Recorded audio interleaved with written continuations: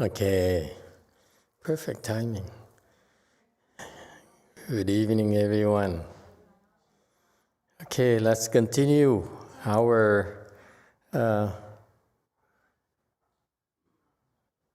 lessons from Master YongHua's Pure Land teachings. Anyone has any questions or comments so far? Okay, go ahead. 那么，所以我到美国，你们不知道我在嗰度，咁以後，咁麼，我在美國迷昧了，等到1968年，唔能迷昧，啊，嗰度有很多美國人都來了。 And so, when I first came to the United States, none of you knew my whereabouts. In 1968, you heard that many Americans had come. 來了，我就給他們講楞嚴經，講楞嚴經呢，我當時都唔記得了，原來我開始嗰陣時講一趟。 After they came, I lectured the Shurangama Sutra for them. When I first started lecturing the Shurangama Sutra, I gave one lecture a day. 講一堂講了12天，我搞得我們講了完這個一部楞嚴經，在96天，這個暑假的時候。 After more than 10 days of one lecture a day, I felt that at that rate, I would not be able to finish lecturing the sutra within the 96 days of the summer vacation. 暑假班的時候，那個好生啊，嗰陣時他放假了，我預備在96天呢，全都講完。 I had planned to finish the sutra over the summer because that was when everyone was on school break. 但是，講12天呢，一數個的天數啊，一數這個經呢。 However, after 10 or so days, I compared the number of days of the lengths of the sutra.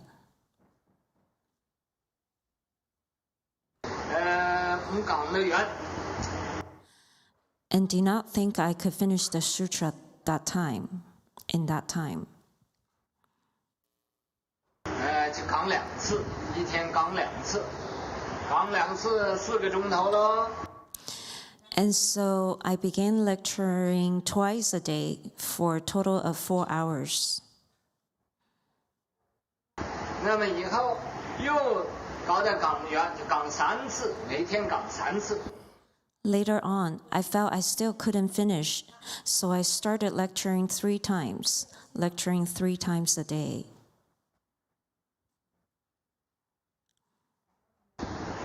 那麼最後呢？最後這個1個月每一天講4次經，所以你們單單知道，我們師父收了很多美國徒弟。 During the last month, I gave 4 lectures a day. All of you only think our master has taken many American disciples.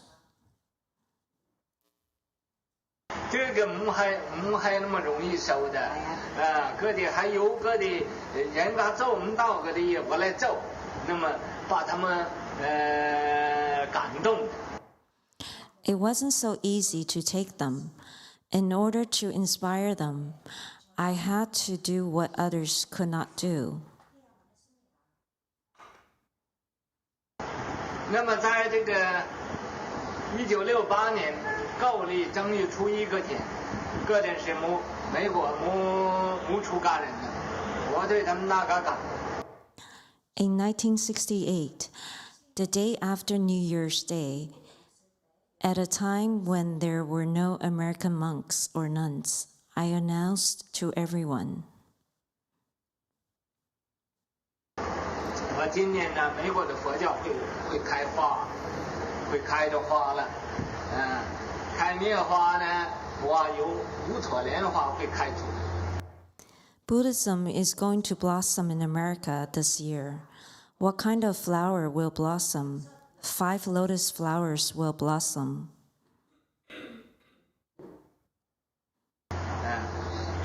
那么这乌托莲花呀，还在美国，将来呀会开出来千万朵，都从这个乌托莲花来一路生出来。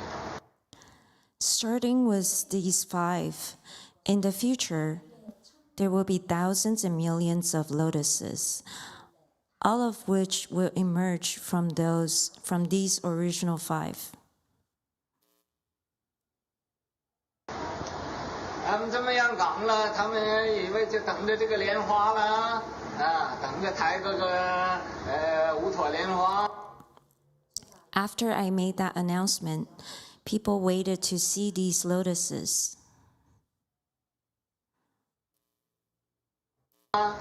更等到秋天，这暑假班完了之后，就有5个人要出家，2个。When fall arrived and the summer session was successfully over, 5 people wanted to leave the home life. 比丘尼，3个比丘，等到这个5个人出家。2 bhikshunis and 3 bhikshus. When these 5 people left the home life, 他们大家都明白了，说这个乌托莲花就是5个人呢，出家受戒。 everyone understood, oh, the 5 lotuses meant 5 people who will leave the home life and get ordained.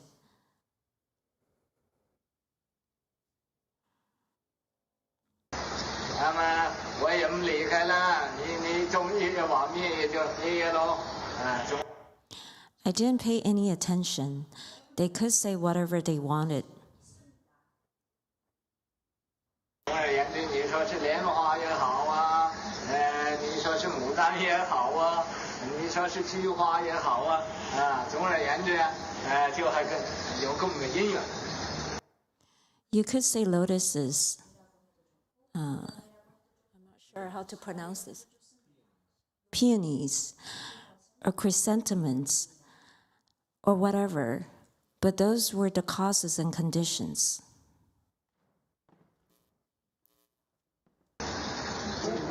所以你们每一个人呢，打佛七的时候最好都吃下午，锻炼一下，不要饿也受不了，渴也受不了。 So during Fochi, you should better train yourself. You shouldn't be unable to endure hunger or thirst. Okay, stop here. So the master, this section here talked about how he started teaching officially. I believe at the time there was a graduate student of Jewish faith, and he came to Master Shenhua and said, "I was looking for." He was looking for a teacher, and Master Shenhua said, "Look for a teacher, then you should, you should go to these places in Thailand. These countries, they have great teachers." So that particular person went abroad and looked and visited all those teachers. And after a while, he came back and said, "I don't like any of those teachers you referred to me. Can I take refuge with you? Can I be your student? Will you teach me?" Master Shenhua said, "Okay, then I will teach you." And so that was I think at the time he was a graduate student in U Washington, So later he told a bunch of his friends from the same university during summer break to come and study with Master YongHua, study Buddhism with Master YongHua. That's how it started. So it's something like close to 20 of them, around 20 of them went there for the summer during the summer break, and Master YongHua designed a program for them to do during the summer. So they got to eat and sleep for free. That always helps the students. So he kept them very busy for his students. And that's why he mentioned that they had some American disciples. So they went to Chinatown in San Francisco, and they stayed there. And Master YongHua cooked for them, taught them ceremonies, taught them Chinese, and so he kept them very busy the entire day. So the day was very, very full. And he decided to explain the Shurangama Sutra. Now, the Shurangama Sutra, for us in Mahayana people, it's the Bible of the Chan teaching. So he explained a very advanced sutra to the students of Buddhism, and they were very, very impressed. And you notice, he said, I started by lecturing once a day. His lectures are an hour and a half, typically. And he found it's not enough, it's not fast enough, so he increased eventually after a week or so, 10 days or so, to up to 5 times a day. So for the entire day, 5 times a time and a half, so it's close to full time in lectures, close to 8 hours. Okay? And they kept up with it, and they enjoyed his lecture. I found his lecture on the Shurangama Sutra to be a masterpiece. It's the best ever of any patriarchs. So I highly recommend for you as well. If you're curious about Chan and curious about the profound teachings of Mahayana, listen to it. Or the English translation is pretty good. What they did is for English translation, there's a person there, his longtime disciples. She picked out a lot of different recordings, and she combined them together. So when I listened to the Chinese tape recordings of his, actually it's truncated a lot. So I ended up reading the English translation, which I found to be pretty good. Okay, very, very detailed. And so these students, the university students, studied with him, the sutra with him, and at the end of the summer, 5 of them decided to become left home people. That's what happened. Okay. I was fortunate enough to read that sutra, Shurangama Sutra, twice, from cover to cover, beginning to end, and it's pretty good, very, very advanced. All right, continue, please.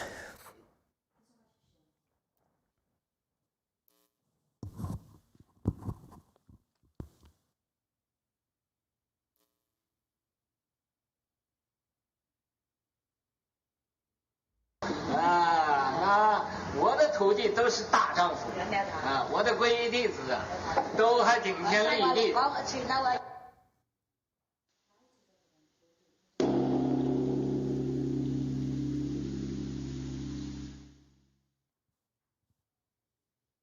在这个佛七，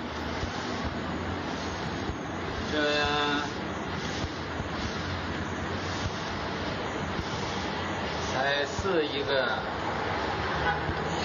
佛七的样子。My disciples are all great heroes. My disciples who took refuge are all indomitable. We held Foqi here, and we should do it right. And so this is how it started. He had the students, and they went through a very rigorous training. I didn't mind at all. Their being of Caucasian, most of them, I think, were Caucasian. I mean, all of them were Caucasians. The Chinese actually rejected him. As typical, the Chinese own Mahayana Buddhism, so they said, who is this monk we don't know about? So they would prefer to flock to the traditional Chinese temples, because the Chinese, when you go to the temple, they expect it very adorned, like the Koreans, and they expect the temples to be extremely adorned and statues and so forth. And that's how they worship in Asia. They need these external marks. So that's why the Chinese rejected him, and the Americans came, the Caucasians came, and they enjoyed the hardship. And of course, not all of them could, so that's how the screening happened. The conditions were quite difficult. Okay, it's not that comfortable, and they ate only one meal a day. They expected to eat one meal a day, and they weren't afraid of the cold, and so that's why, because of this training here, I think my guess is that, given there are Caucasians, I don't think they were taught full lotus. Okay? Caucasians' legs are too big. I think. And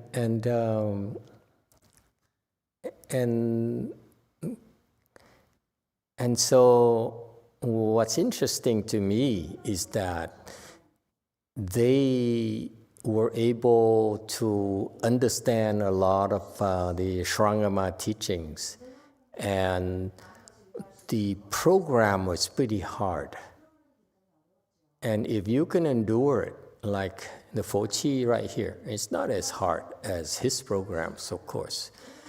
But if you can endure it, you can look beyond, you can learn to endure the tightness and the cold and the hunger, then, oh, wait a minute, you just came. Oh, okay. Okay. Then, speaking of enduring, why did I look at this way immediately? Okay, you're supposed to endure it. Stop complaining. If you endure it, that's the secret of this training. It's called vigor. You have to endure it. Vigorously endure is illogical. Okay, especially those of you who are kind of bipolar. I'm not looking at anyone in particular. Okay, don't get offended. You're bipolar. Okay, you tend to quit, and you tend to blame others. Okay, especially manic people. So you have this internal pressure to quit, to run away.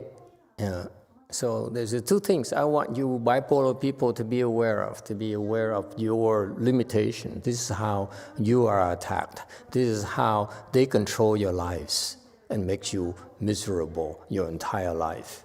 I don't know why the therapists didn't tell their clients that.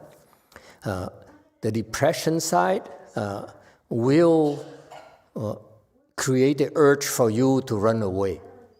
Okay, depression, they run away, they isolate themselves. Okay, that's a pattern. Okay, so whatever happens, whatever excuses the people come up with, they run away. Okay, and the manic side is they tend to blame others, and they tend to throw tantrums. Okay, it's always someone else's fault. Okay, or this doesn't make sense, this is nonsense, and so forth. And so you recognize those things, those thoughts that you arise for those you are bipolar, okay, and endure it. This is how you break through. Of course, there's always a group of people who are very extremely bipolar and they need medication and so forth. They're different, okay, and they need a different kind of thing. But if you go beyond that, if you can get past that coarse wave where they urge you, they incite you to harm yourself and do stupid things to get in trouble, okay, that's why you need the professional therapists and the crazy asylums for crazy people, where they restrain you and so forth, because that's what has to happen, okay, typically. But if you get beyond that phase, then you have a very strong chance of with the Chan training and the Buddhist training to eventually have a normal life. And that's our experience, has been. All right, so just recognize it. Recognize that you're always complaining and whining and you want to quit. That's depression, okay? Ignore those thoughts. Number two, the thoughts of blaming others and throwing tantrums, okay? That's manic side, okay? Just endure those thoughts, they go away. And if it's too much for you, if those thoughts are too overwhelming, and say, I'm going to run away, I can't take this anymore, okay? That's when you talk to us. We can help you. We can help you, of course. We can protect you like babies, and you be happy and you be safe for the duration. But then once you leave the area, the compound, you're a victim again. So we're training you how to withstand these attacks, if you will. Okay, so endure it. Okay. Now, that's for special people who need special attention, okay? Bipolar people. Again, if it's too unbearable for you, we can help. Keep that in mind. Don't run away. If you're crazy, we can help, okay? And that's why we're here. And you need to endure those, then you can have a chance for a happy life. I've just seen too many crazy people. And one crazy person in a family, that's enough to infect the entire family. That's how scary it is. You take it very seriously. Okay. And of course, that's called meddling. That's what we do. And that it means that once I meddle, they attack my disciples. So my disciples went crazy themselves. And that's how they are trained to recognize those, and then now they can help as well.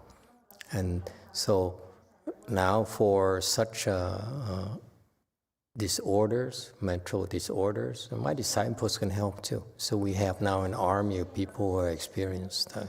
So his disciples are great heroes. So are mine. They endured a lot and they suffer a lot, and they didn't quit. If you don't quit, you become great heroes. Okay, the disciples who took refuge are all indomitable. 唯都还顶天立地. Okay. So they, I think what they mean here in Emitofuo is that they can stand on their own. They are independent. They can be a pillar of society. Okay. All right, continue.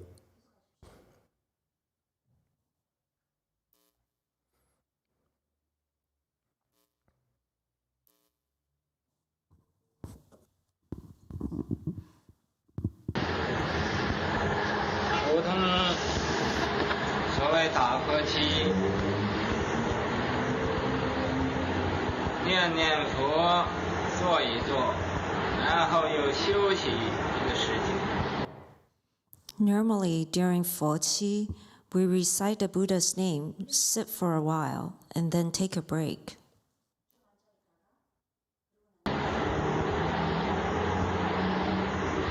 那么以念佛的功夫稍微有一点相应了，这一休息呀，就懈怠起来。 Then once you have little responses in your recitation gongfu, because of the break, you will become lax.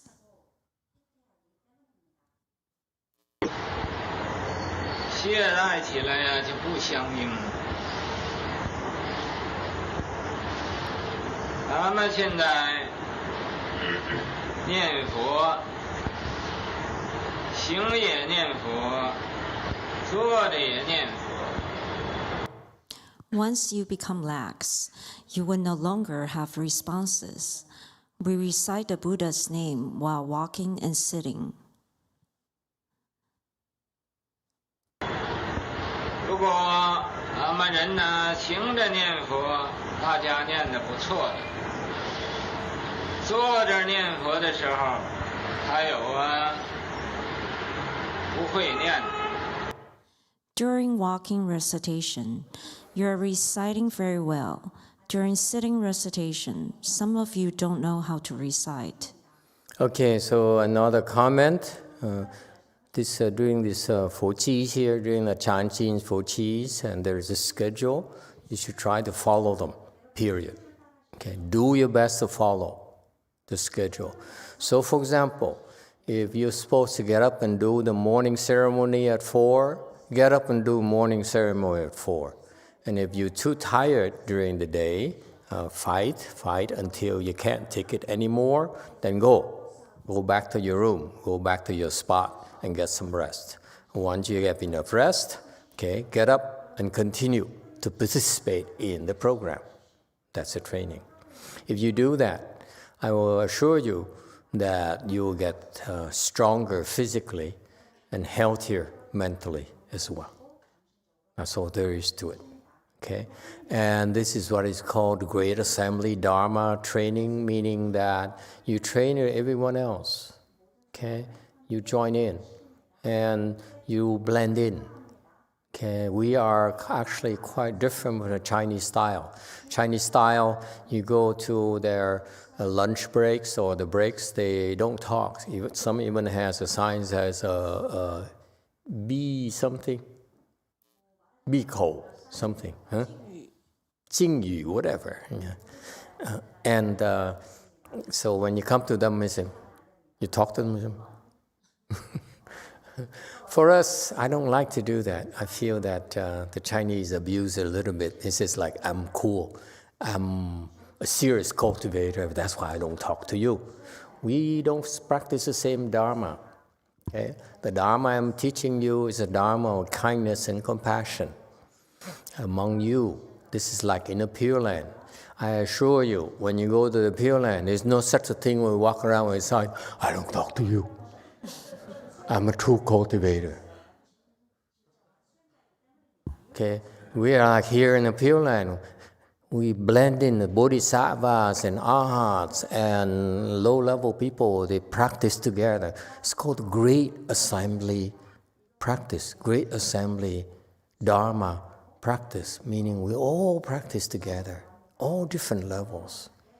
Okay, and so we during lunch breaks and during the tea breaks or whatever, we talk to each other. In particular, lunch to me is sacred.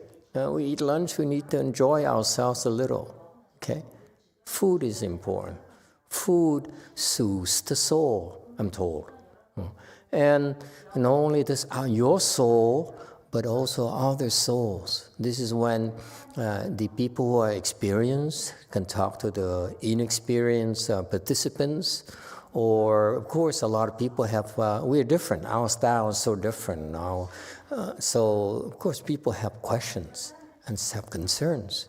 And this is when it's so important for you to share your experience with others. It's so reassuring for a lot of people. You know, the Chinese system is a little bit more brutal. They just, you just endure. And if you need to ask for help, they frown upon it. You're weak, you're so weak. Okay? And so we're different in that sense. I was very annoyed when people practice that Chinese style where newcomers, they are lost. They have no clues what's going on. And for the Asian cultures, they're used to that, it's okay. But for Westerners, it's not very friendly. And the Westerners give up more quickly, okay? And it's a lack of the cultivation of your bodhisattva roots, okay, the Mahayana roots. So that's why talk to people. Feel free to ask us anytime, okay, about anything, and we're glad to help you. Okay, so our lunch hall is like a marketplace. People talk at the lunch hall, it's so noisy. And people laughing and joking and lingering around. It's okay, okay?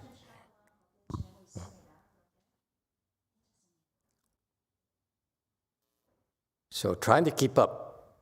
And our training is actually quite different in the sense that you are being trained and yet you don't realize you're being trained. Just follow the schedule. And wonderful things happen. Don't think so much. Don't be so greedy. Just follow along. That's all. Don't keep on sitting there and say, I don't like this, I like that, you know, and you pick and choose. Just follow along. Try your best to keep up. All right? And you know, I talked to some of the Pure Land practitioners from the other group, like Jing Kung group. Okay, he's dead already, so I can call him by his name, I think. And so he's real popular. He has a lot of that master there. He's a third stage arhat. Okay, he's real popular amongst the Taiwanese groups. Vietnamese groups. He doesn't do well in Korea at all. The Koreans rejected him because the Koreans Sunims are too strong. He cannot get in. Only the weakest Sunims would be impressed by him. The Sunims, Korean Sunims over there who practice Son, their style, they reach pretty good levels. That's why the Koreans are very sensitive to energy. So when they follow their Korean masters and they follow the Jing Kung's group, okay, and they can tell it's not the same, it's inferior. That's why they're not impressed. Only the disciples of the low-level Sunims who don't have much samadhi would be impressed by him. Okay, so the Korean Buddhism is very, very tough. The Korean disciples are very discerning. You cannot fool them. In Buddhism, is one thing you cannot fool. You cannot fake the energy. You cannot fake samadhi. Okay, so that's why the Koreans are most Korean Buddhists who survive, who didn't switch to Catholicism. They are the cream, and therefore it's very tough to break in. So that's why the group of Jin Kung has a hard time, Dalai Lama has a hard time, Tibetan has a hard time, because the Korean Sunims are higher levels. Very tough to break into Korean Buddhism. Traditionally, they're very, very strong. It's so that's why the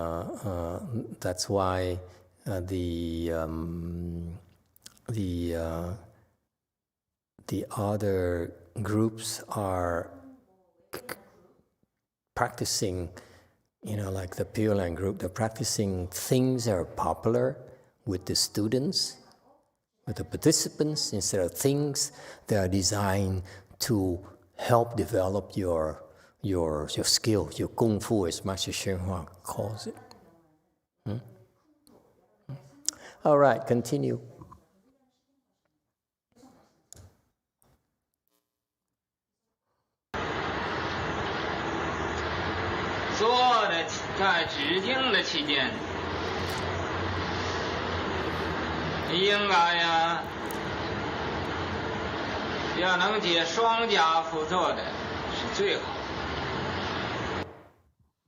When you're sitting during the silent sitting period, it would be best to sit in full lotus.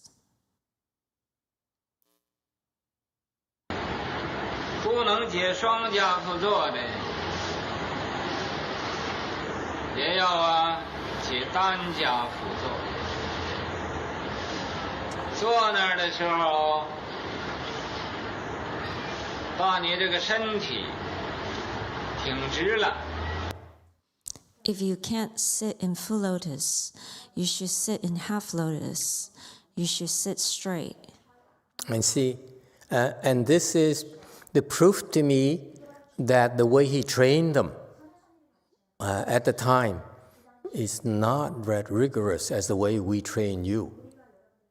Okay, all they did for the Chinese, what they did is they said, you should be sitting in full lotus, and that's it. He didn't really train them to sit in full lotus. And that's why later his disciples did the same thing. They said, you should sit in full lotus, but it's too difficult, it's okay. Whereas I was from a different perspective, in that I needed to train people very quickly. Yeah. So that's why we insisted in full lotus right off the bat, and we told you the objective is to train yourself to sit in full lotus. And so we went to more the traditional way, Chinese style of teaching. You see here, Master YongHua was teaching to a diluted style already. And that's why his disciples never learned how to teach full lotus properly. We develop your skills on purpose. And over time, we figure out how to do it. Okay? And it's a huge difference. When you sit in full lotus, your kung fu develops so much faster than otherwise. Okay? And so, for example, he says, you should sit straight. It's not possible to sit your back straight unless you're in full lotus. Okay? So he's making compromises already. Yeah. Continue. And you see, that's why when we went to Korea, I was impressed. CNN reported to me, the Catholics walked in and sit for an hour. I said, huh? Really? That means that the Catholics had Mahayana blessings to us. We got it right away. That's why they caught on. We taught those people, taught these people. They said, I agree. Okay, so the seeds are there. Okay, so when you try and you train yourself, it's difficult. You train and you endure it and you take a break and you train again. That's why you become indomitable. You go at it. You're relentless.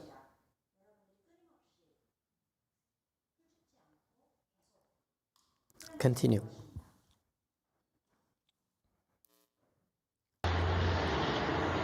做的时候啊，毕恭毕敬，不要啊向前俯，也不要向后仰，也不要向左歪，也不要向右倒。 You should sit with ultimate reverence and respect. Do not lean forward or backward. Do not lean to the left or to the right. Okay, now you see, this is traditional Chinese training as well, because they're more lax with you for the Westerners. But we ask you to do something that's difficult for you right off the bat. Try to get in full lotus. You can't, train yourself. Okay, and therefore, of course, if you can't yet, it hurts too much. And therefore, how can you be reverent and respectful? Forget it. It hurts too much. That's all you can think of is the pain and quitting. Yes? So don't lean forward and backward. For me, it's okay to lean forward and backward because it hurts. As long as you don't unbuckle, you can do anything you want. Okay? Don't lean left or right. Okay, so the training is different. And that's why ours is much faster than theirs. The Chinese lost it, I feel. Back then, in China, when you tell them, just like in Korea, you tell them you just get in full lotus, you got in full lotus. Okay, so what's next? Okay, so that's why the times are different, the people are different. So he has a problem. Master Hsuan at the time had a problem. If he insisted on the full lotus, he would have lost a lot of disciples. Okay, so that's understandable. So for us, endure it. Okay, endure the pain. Okay, so I used to sit and then during lectures, and it hurt so much, and I would endure it. Okay, and after a while, after a few months, you get used to it. There's no more pain, and that's when you think about sitting without leaning forward, backward, and so forth. And like, for example, my disciples in San Francisco right now, and see how relaxed they are. The 3 monks there sitting there. You see how relaxed they are? Oh, this is so relaxing. I sit in photos, I'm so comfortable. That's when, boys, you're supposed to sit straight with reverence and respect, because the great master is speaking to you. Look at that and say, are you talking to me? Can I relax? No, you can't.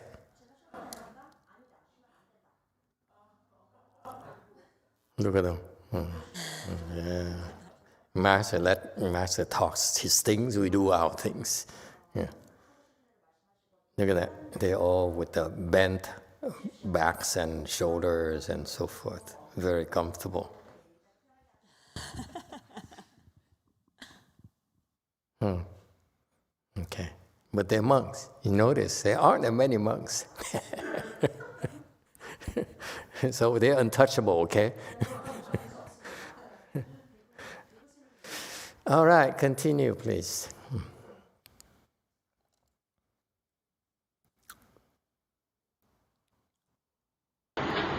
这端然正坐，坐得很直的，然后把你舌尖呢顶到上颚上，舌尖顶到上颚上。 You should sit upright, sit very straight. The tip of your tongue should touch the roof of your mouth. Again, this is Chinese. I did all this. Okay, I listened to all sorts of instruction from him, his disciples, and all the teachers and so forth. Okay, sit upright, sit very straight. No. Okay, just sit in full lotus longer, and naturally you get straight. And you sit longer, your back will be straight. Okay. So these monks there in San Francisco, they hump like this because they're tired. Okay, you can talk to them all you want. They say, I've been working all day, and you want me to straighten my back? Can I just relax? And so it's called soft rebellion.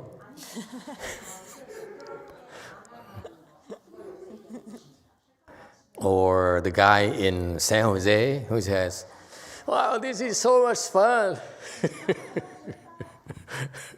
Okay, and so it's okay. We are very easygoing. We make a suggestion. It's up to you. Decide what to do with it. We're not forcing any of you. So you sit upright, sit very straight here. It can be misconstrued because I went to Korea recently, and one of my disciples has been very devout. Every time this is instruction from the Sunims and from the Chinese teachers, sit upright, sit straight. So it's like this. That's not good either. All you do is keep your small back straight, okay, if you can. And since there's lots of people around, naturally, your back will be straighter than if you were to sit by yourself. When I'm by myself, I'm always humped over. When I'm here, look at how straight I am. It's natural for all of us, okay? Let's face it. So, to me, there's a purpose. Why you sit straight, okay? But it naturally, eventually, your back will be straight. The tip of your tongue should touch the roof of your mouth. To me, this is baloney. I tried it, and after a while, you forget. And it didn't affect me at all.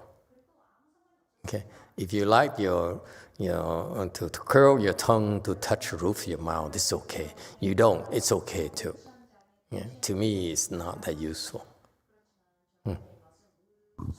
It's useless, actually. Don't do anything. Because I notice, even when you get a little bit higher, it jumps.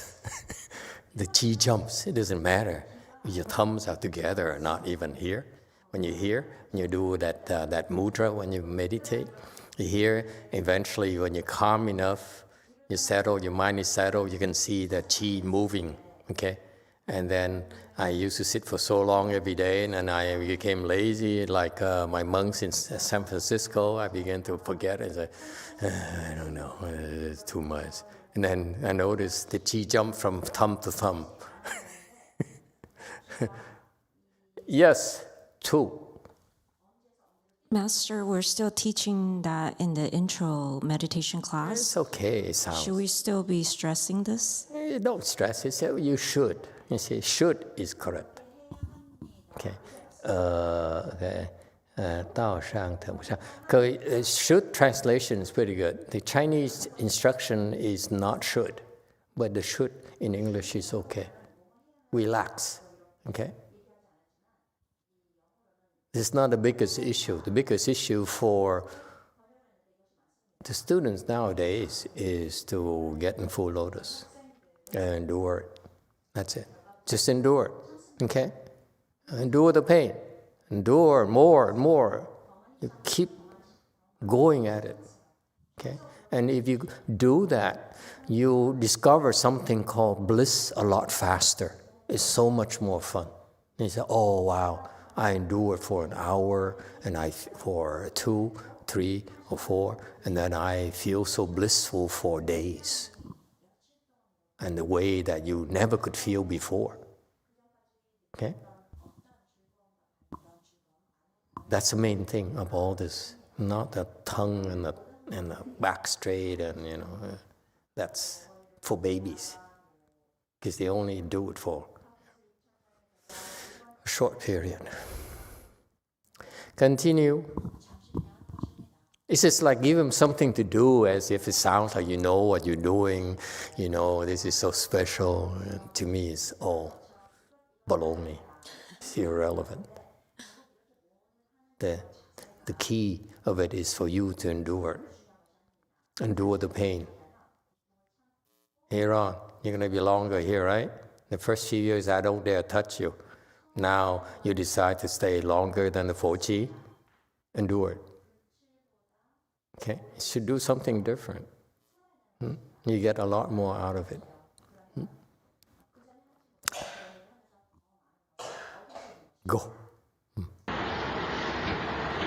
这时候，你呀，在心里念南无阿弥陀佛。 At this time, you should recite Amitabha Buddha in your mind.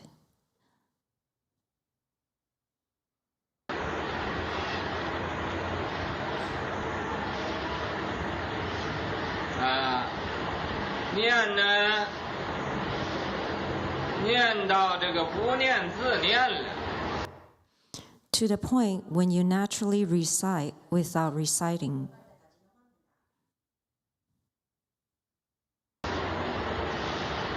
你也忘了念佛了，但是他还是念佛，还是南无阿弥陀佛，不间断来念佛。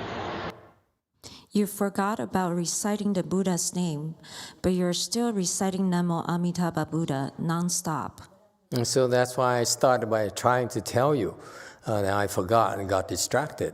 The group of one person who lives across the street from Lu Mountain Temple, she's a Pure Land practitioner. She follows Jing Kung's group, and she's one of the long-time practitioners. And that group there, they recite a bunch of lay people getting together and they practice together. So basically they practice blindly without any direction, without any guidance, without any training at all. So this recitation, this form of practice here is very suitable for people who have no instruction whatsoever. Okay, and what she said is interesting. She says, she's a first stage arhat, and for most, which is pretty good, because for most of those practitioners, they can't get very far, because they get afflicted too easily. When you get together a group of people here, unless you have guidance, unless you get some help. You get afflicted very fast, and they don't understand that that's the purpose of all these of us getting together is that we have all these people from different backgrounds, from different interests, and it's bound to have friction, and that's you're bound to get afflicted. It's not supposed to be pleasant. You want some pleasant, go to a vacation resort, okay? Here, you're supposed to get afflicted, okay? And you endure it. The enduring is not just for the full lotus, but also enduring your afflictions. Your neighbor is too lax, she recites too loudly, and she fidgets all the time, okay? And so forth. The master is weird. He's not even Chinese, and he dares criticize the Chinese. He's a nobody, and he talks big. It's annoying, all the things. And you have to endure it. I hope. Okay? And so this lady here, for her to get the first stage arhat in that group, which is not bad. It's very rare. Okay, most people I saw in that group or in similar groups who recite, who specialize in, who call themselves, who said, I don't do Chan because Chan is too dangerous. Chan, you can get into demonic states. Okay, it's true, because they don't have guidance. That's why they get into demonic states. But they don't also realize that if you practice Pure Land Dharma door, unless you have guidance, you also will get into demonic states. Okay, so it's very rare for that lady who practiced it for decades under that Jingkung's root to get into first stage Arhat because they have no protection, they have no guidance at all. Okay, and so it's interesting. So she said, and she has, all sorts of issues. She's going to be stuck there for a long, long time because they didn't pave the way for you. They didn't help you build a foundation. This is what we help you do. We talk, these talks here, all the environment here, especially the talks, are designed to help you build your foundation. That's why the talks are very important. You don't just come and recite the Buddha's name alone. That's not enough. You don't come and meditate alone. That's not enough. The instructional talks are designed to help you build your foundation, strengthen your foundation, enlarge your foundation, to prepare you for heights, to reach heights. So this lady here, without the preparation, for her to get there, first stage Arhat is pretty impressive. But once she gets there, now she has a big head. She look around and say, hey, I'm the best. And that's lack of foundation. For us, first stage Arhat, there's too many of you now, I don't bother. You say you, first say you, second say you, third, and so forth. It's too boring, okay? It's nothing new, it's not that exciting anymore, like it used to be. So now she has a big head. She says, I look around, I'm the best there is among these losers. And so that shows a lack of foundation. That she cannot. If you're so full of yourself, it's much more difficult to progress higher. Same thing, when I was Master Shura disciples, I had no Kung Fu whatsoever, but the spirit of us, the Sangha, is that we better than all the other temples. That's a fact. Okay? And if and Master Shura is dead already, so it's not much that can be done. But if that were the case, if any of my disciples walk around and say, I'm better than the other Sunims, the other monks, I would slap in the face without any hesitation. I'm brutal, I'm violent. They know that. Yes?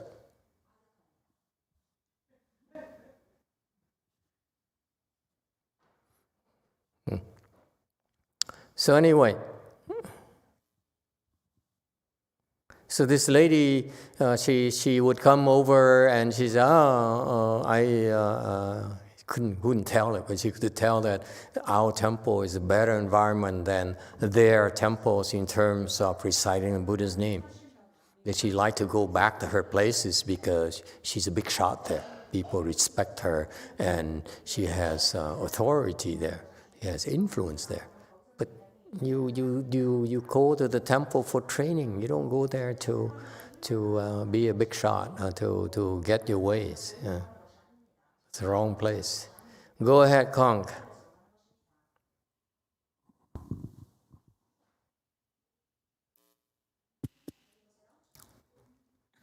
단톡방에 올라온 광호님 질문입니다.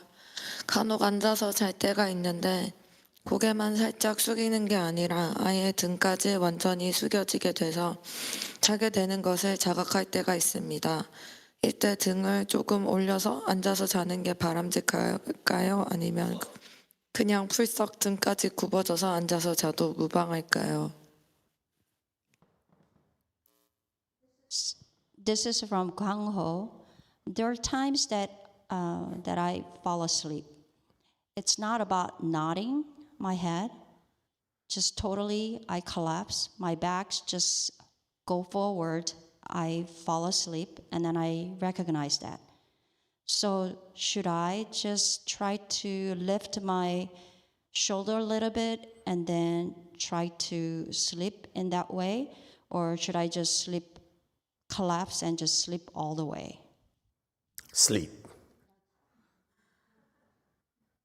You have a hard job, you have a wife to please, a daughter, to take care of. You have a lot of stress, and your work is not easy. So, and on top of it, you're very you work hard in cultivation as well. So yes, there's some days where you're exhausted and you collapse. Just collapse. Just get some rest. It's okay. All right, so let me continue with that lady. So she says, she will come over and say, I like it. I like your Buddha recitation. It's like 5 or 6 people cultivating together at Lu Mountain Temple. And so she has a lot of bad habits, very bad habits that will prevent her from making progress. No one dare touch her. And she's not my disciple. I couldn't slap her in the face. So anyway, so she says, I have to recite for the entire day before I feel the effect. Okay, so after a day's worth of recitation, that's when she's able to enter samadhi. She couldn't understand what it meant to feel. Okay, to feel good. It means entering samadhi. That's what Master YongHua is talking about. When you struggle and struggle. So for these people, they don't necessarily sit in full lotus. That's why it takes them the entire day. Okay, and so forth. If you sit in full lotus, especially those of you who are struggling, and say, it hurts so much. If you keep on struggling, you will feel the effect, what Master YongHua calls get the response. Yeah. So don't be afraid.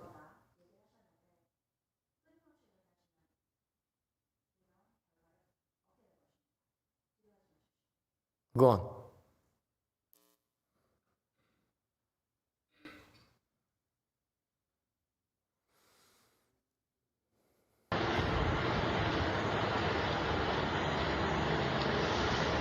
你这样念，久而久之，就会得到这个念佛的三昧。什么叫念佛的三昧呢？ If you recite like this over time, you will attain Buddha's name recitation samadhi. What is Buddha's name recitation samadhi? Okay, so this is the first purpose, the first real goal for this Pure Land Dharma door. Dharma door means method, for those of you who don't know the jargon, Buddhist jargon. So it's to help you enter this Buddha recitation, Buddha's name recitation samadhi.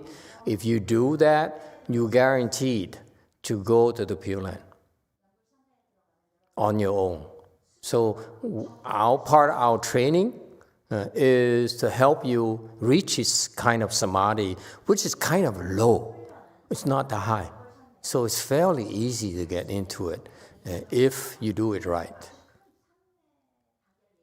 All right? And so that's why the 4Gs and all these things are designed to help you attain these benefits. The real benefit is for you to manage to enter this samadhi, and which guarantees you rebirth of the Pure Land.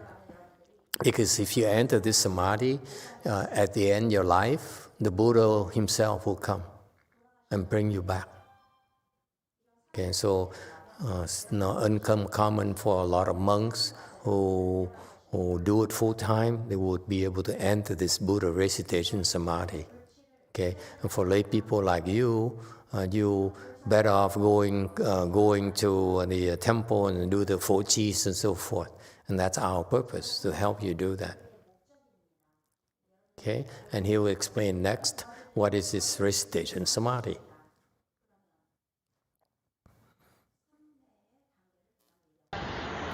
就是念佛的定力。一念佛念出定力来了，就不念自念。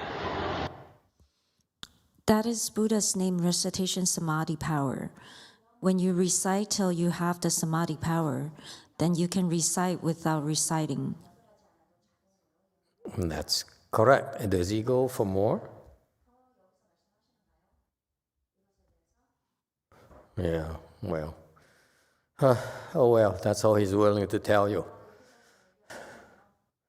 So he says this Buddha recitation samadhi is that you can recite without reciting. That's one aspect of it.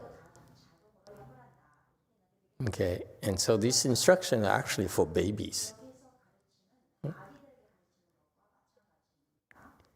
I've been teaching this for a while now, and it's kind of difficult to gauge how to enter this Buddha recitation samadhi. Because in Chan school, we can train you wherever you are right now, whatever level you are. I have the technique, the technology, and the knowledge to help you bring to the next level, the next level, next level, next level. Okay? That in Chan, we understand how to do that. There is a, if you will, there's a real science when you think about it. The Buddhist knowledge is very, very precise. But for this Buddha recitation samadhi, I don't know how to systematically help you enter it. Honestly, I don't know how. Okay, and no master ever explained that. There's no literature that documents it. So all the Pure Land masters, when they teach Pure Land Buddhism, they just organize these 4 Qis like Master YongHua, and that's it. Okay, so there's no clear process on how, procedure, technique on how to develop it. Okay, so what they do is this is what traditionally is done, and a handful of people are able to do that by following this 4 Qi, participating in this 4 Qi. What we do is the same thing, but we do it differently, slightly differently, in that the second purpose of this 4 Qi is to help you build your samadhi level, not just the Buddha recitation samadhi, but also higher level samadhis. Because this recitation samadhi is very low. It's not that high, not at all. Okay, and so that's why to go for this, to do or to spend the time and do this, and the efforts and the money to do this and reach this level of recitation samadhi is too low. Okay, and there's no clear way on how to do it. Okay. So what we try to do is help you build higher level samadhis. Okay, so that's why I call it Chan and Pure Land parallel practice, meaning that when we do teach you the Buddha recitation samadhi, this Buddha recitation Dharma door, we actually also are using the Chan training techniques to help you increase your samadhi level. As you can imagine, if you're for that particular, for example, that person with the Jing Kung's group, the first stage Arhat, for her to enter the Buddha recitation samadhi is not that hard because it's lower than first stage Arhat samadhi. Okay, and so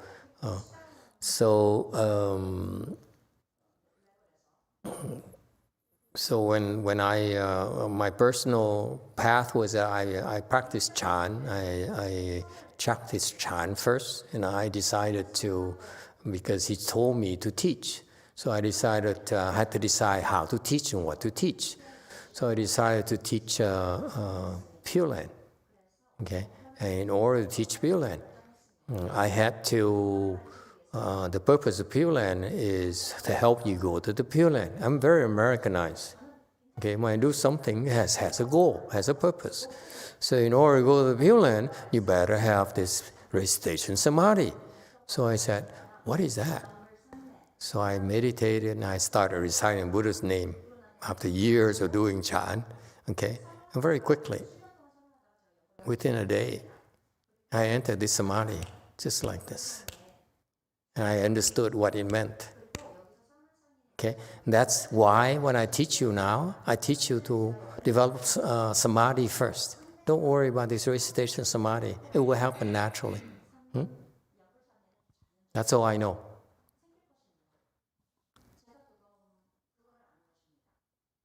All right? Or in other words, if you understand how to develop samadhis, then you know what inhibits your progress, what stops you from getting there. And that's why most of these Pure Land practitioners, they can't get there because they shoot themselves in the foot.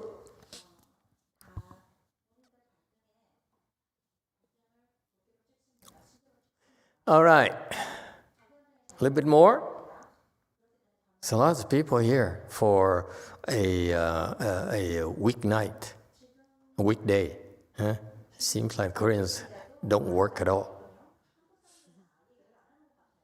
And the Americans have nothing to do at night. Okay, continue.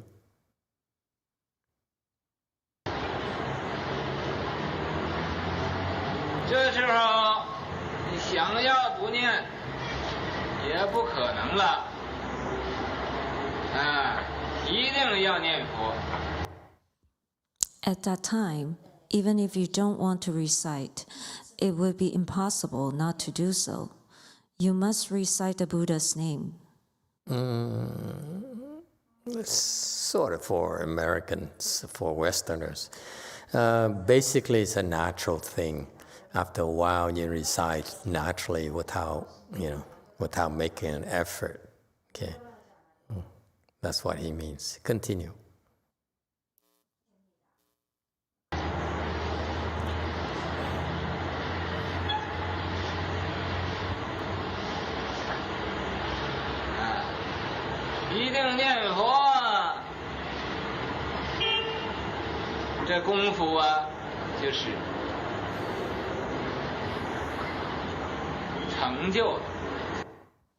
When you must recite the Buddha's name, your gongfu is achieved.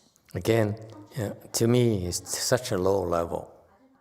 If you do this and you enter this Buddha's name recitation samadhi and let's say I made it, I say that's such a small results.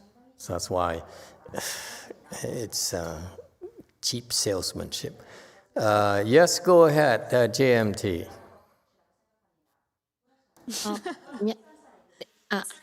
네, 안녕하세요. 질문이 결과부자를 연부를 하다가 결과부자라는 상태에서 잠이 들 수가 있고 그때 이제 코를 고는 사람이 있는데 마음 같아서는 딱 깨우고 싶은데 혹시 그 사람이 코는 골지만 산매 상태일까 봐 함부로 못 깨우겠거든요. 그래서 저의 질문은 산매 상태일 때도 코를 골 수 있는 건지 그것을 질문 드립니다. Master, during the Buddha recitation, this person crossed his legs and then his or her legs and then reciting Buddha's name. And then I saw this person falling asleep and then this person was snoring. And in my mind, I want to wake this person up, but I'm afraid that this person is in samadhi. Is it possible to snore and at the same time in samadhi? Yeah, just such great questions.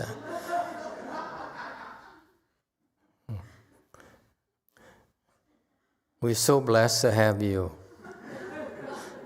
I regret being so mean to you initially. You remember how mean I was to you? Huh? You still remember? Well, I regret it, okay? I apologize. Deep down, I'm a nice person.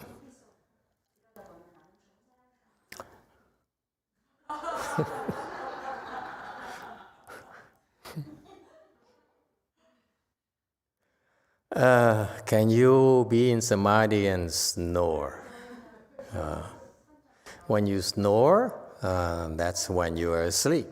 So when you're asleep, you are in the sleep samadhi, if you could call that. Okay. So yes, you can be in a sleep samadhi. 세라님. 그러니까 이게 사실 질문한 게 저희 남편이 코를 너무 심하게 고는데 다른 대중들한테 피해를 주는 것 같아가지고 깨우고 싶은데 혹시 남편이 삼매면 제가 또 남편의 수행을 방해하는 거라서 이러지도 저러지도 모르고 한 1년 고민하다가 질문한 거예요. Master, tell the truth. This is about my husband. So it's been about a year. I was contemplating whether I should tell him to try to help him to wake up or not. Because if he was really snoring and in samadhi, I don't want to bother his cultivation. And especially, I don't want him to bother other people. So I have been waiting for a year to ask this question to you. Okay. I don't know how to answer your questions. They're so unique, like you. I don't know, help me out. Koreans, please, Korean disciples. This is when you help out your master.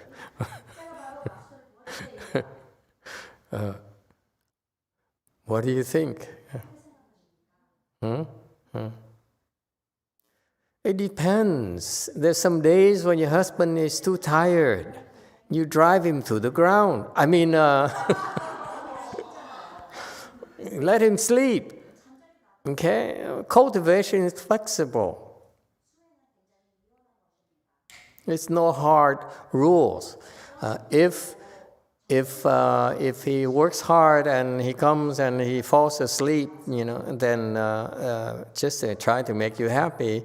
It's okay. We can live with it until someone complains. They say, I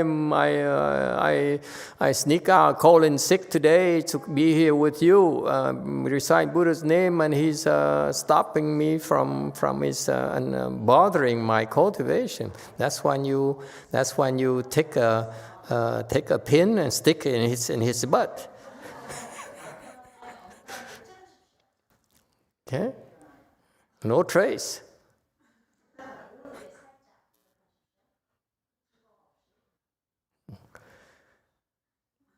Okay, so it varies. But to me, being kind and compassionate, I would tolerate it.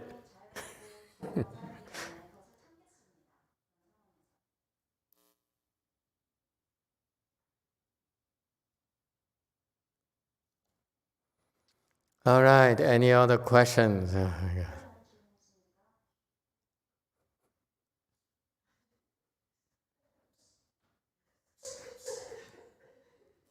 Oh, there's more questions.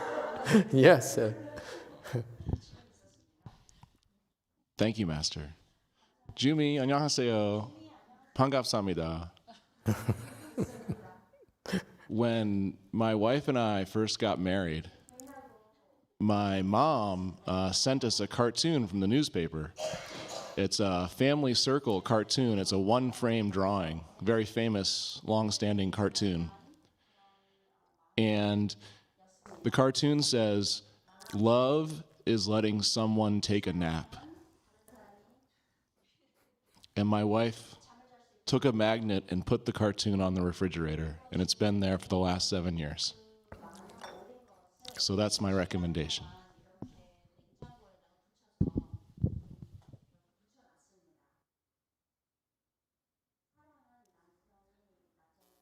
Okay, very good. Yeah.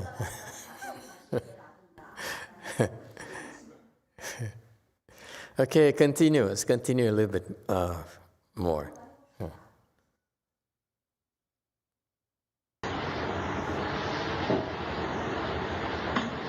你功夫一成就，这就会得到念佛的好处啦。 Once your Kung Fu is achieved, you will reap the benefit of reciting the Buddha's name. Okay, now this is, again, to me, there's a little bit of salesmanship here. Cheap selling to me. What I teach you is keep enduring, keep at it. Don't worry about Kung Fu, don't worry about results, don't worry about responses. The Chinese have to sell it to their own kind because they are competing for disciples. Okay, we don't worry about it. We want you to keep at it, keep applying efforts. That's the spirit of the Chan Qi here, is apply yourselves. Vigorously, be more vigorous. Okay, that's what makes you different from others. That eventually you do that naturally in this environment, you'll be head and shoulders over the others. It's natural. So our style of training is slightly different from the Chinese. Continue. There's no Kung Fu to be achieved. There's no benefits to look forward to. Okay? Hack away. Continue. That's all.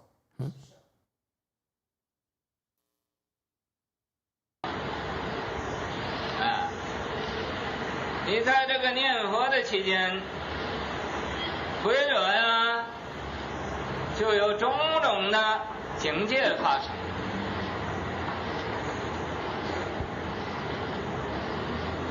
种种的不同的境界发生。 During the recitation period, you might experience assorted states. Different states might be happening. Okay, there's Q&A. San Jose, go ahead.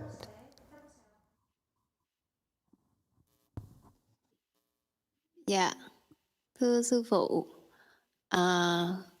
hiện tại con đang ngồi thì nó đau, cái mặt con nó nóng bừng bừng lên. Như vậy con cảm giác giống như là con chịu hết nổi. Thì cái mặt nó nóng có nghĩa là gì sư phụ?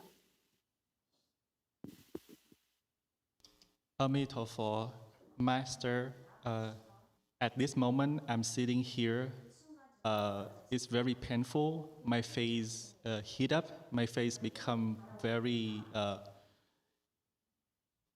nóng bừng bừng, very heat up. My feeling right now, I feel like I cannot. It's unbearable. What does it mean, Master? It means that good things are happening. You are developing Kung Fu, as Master YongHua puts it. And that's a response. If I need to sell it to you, I would call it a response. That's what I'm looking for. The heat there indicates that your qi rises to your head. The qi, when you sit, the qi needs to build up in your belly first, around your navel. That's where your battery is. Okay, it charges right there, and then when it's full, okay, then it starts rising up. So when it rises, when you first begin, it will build up your qi there in your navel, in your belly.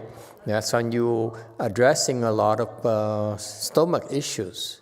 And once you overcome those and you rises, the qi will begin to rise like that thermometer, what's in there? That mercury in the thermometer, it rises, and then you clear the lung issues, and then it goes up and clear throat issues, okay? And then you go up and clear, nasal issues and so forth, and then go and clear, and that's why your face becomes hot, because the chi rises to your head already. So it's called a response, although it's not a pleasant response like most people would expect, but it's a response. It's a good thing, okay? And naturally, it will go away. Once it's hot, because it rises up and you have some blockages up there. That's why it has a hard time circulating. That's why it builds up the heat right there. And then eventually, when it's strong enough, the chi is strong enough, it will clear it out and your face will cool down. Okay? And that's natural. It's a good thing. Continue. Okay? And if once that heat is gone, then your head will feel lighter. And your mind will be faster than before. All right.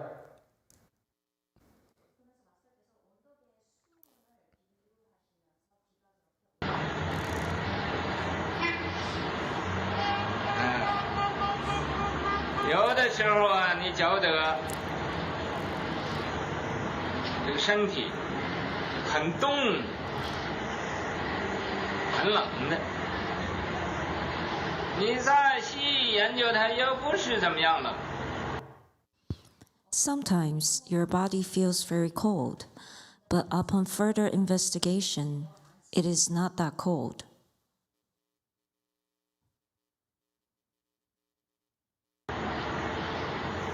有的时候啊，你又觉得这个身体很热了，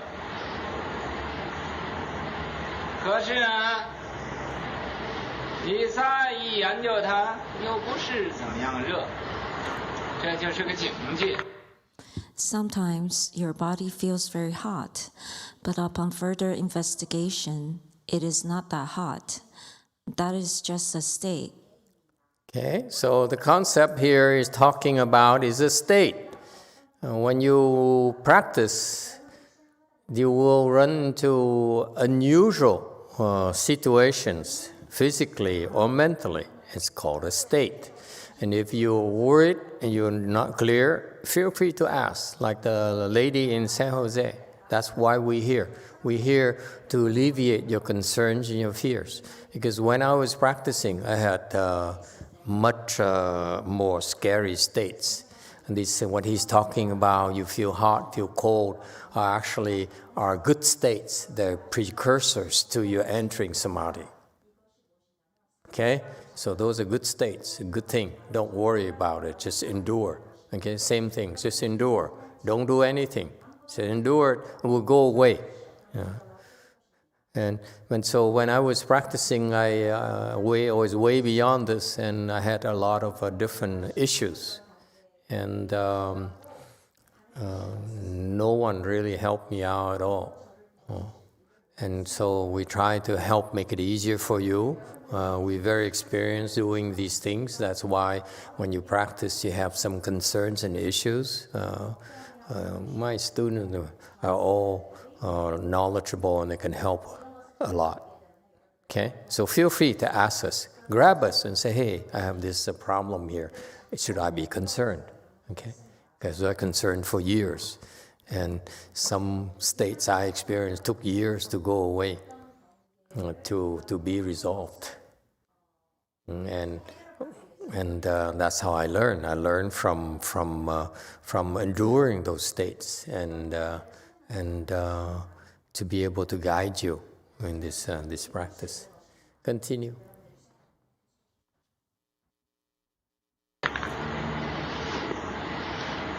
有的时候，你这个身体坐到那儿啊，自然而然呢，它就有很多的动静发生。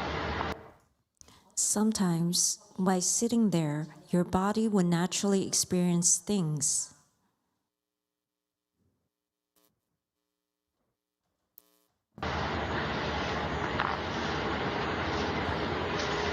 或者听见呢钟鸣的声音，或者又听到鼓响的声音。 You might hear the sound of a bell or a drum.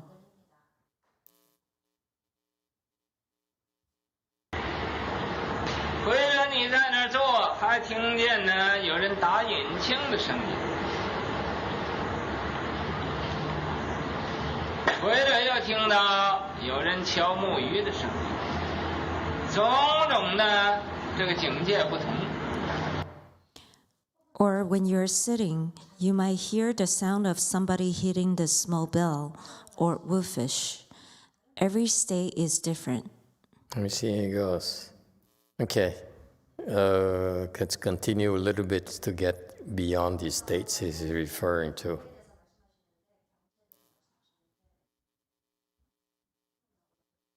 Wow, that's too many. Okay, we'll stop here tonight. That's too much.